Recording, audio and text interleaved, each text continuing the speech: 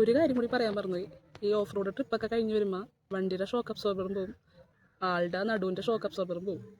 ഈ കൊടുങ്ങല്ലൂർ കോട്ടപ്പുറം പാലം മുതൽ മൂത്തകുന്നം വരെ 2 വീലർ യാത്രക്കാർ യാത്ര ചെയ്യുന്നത് ഓഫ് റോഡ് ട്രിപ്പ് പോലെയാണ്.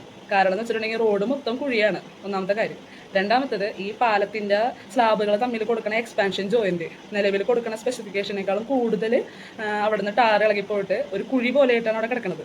അപ്പോൾ ഓരോ 30 മീറ്റർ 20 മീറ്റർ അങ്ങനെ എന്താണ് കറക്റ്റായിട്ട് എനിക്ക് അറിയില്ല അതിനെപ്പറ്റി. കൂടുമ്പോഴും ഈ കുഴിയിൽ എക്സ്പാൻഷൻ ജോയിൻറ്റിൽ ചാടിയിട്ടാണ് വാഹനങ്ങൾ പോയി. 2 വീലർ യാത്രക്കാരാണെന്നുണ്ടെങ്കിൽ ഈ കുഴിയിലും ചാടണം, ഈ എക്സ്പാൻഷൻ ജോയിൻറ്റിൻ്റെ കട്ടറിലും ചാടണം. അങ്ങനെയാണ് അതിൽ കൂടെ യാത്ര ചെയ്തുകൊണ്ടിരിക്കുന്നത്. ഈ നാഷണൽ ഹൈവേ അതോറിറ്റി ഓഫ് ഇന്ത്യയുടെ ഒരു സ്കീമാണ് HAM.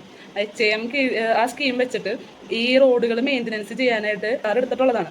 4 വരി പാതയുടെ പ്രവർത്തനം നടക്കുന്നുണ്ടെങ്കിൽ പോലും അപകടകരമായ രീതിയിലുള്ള കുഴികൾ അവർ അടച്ച് അത് വൃത്തിയാക്കി കൊടുക്കണം എന്നാണ്, അതായത് സഞ്ചാരയോഗ്യമായി കൊടുക്കണം എന്നാണ് ശരിക്കും ആ കരാറിലുള്ളത്. വർഷങ്ങളായിട്ട് ഇടയ്ക്കൊക്കെ അവിടെ എന്തെങ്കിലും കൊണ്ട് കുറച്ച് ടാറിട്ട് റെഡിയാക്കണം എന്നല്ലാണ്ട് പ്രോപ്പറായിട്ട് ഇതുവരെ അതിനൊരു പരിഹാരം കണ്ടിട്ടില്ല.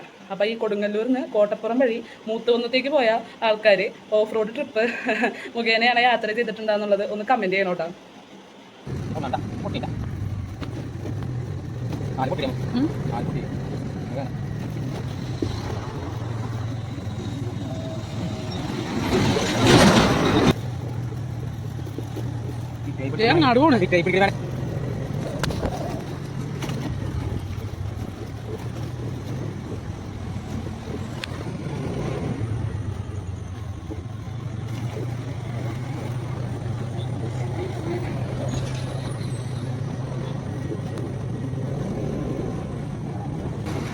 अच्छा